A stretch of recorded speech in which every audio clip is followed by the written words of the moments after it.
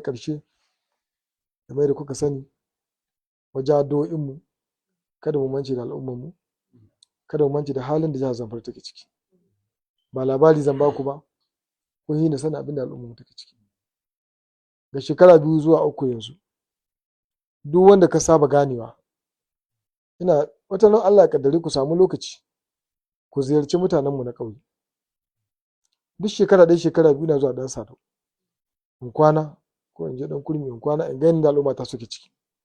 So wannan yana ƙara bani ƙwarin gwiwa, yana ƙara bani sanin me al'ummata suke ciki, me yanayi yake ciki. Wani tsakanin Allah saboda yanayi kun ga dai an hana noma, ba kwanciyar hankali. So komi ƙibarka komi lahiyarka in waɗannan matsaloli sun ka haɗu wata ran wani ba ka gane shi, sai an ce ma wane ne. Wannan musiba ta muna nauyi amma ina da yaƙinin insha Allah da addu'a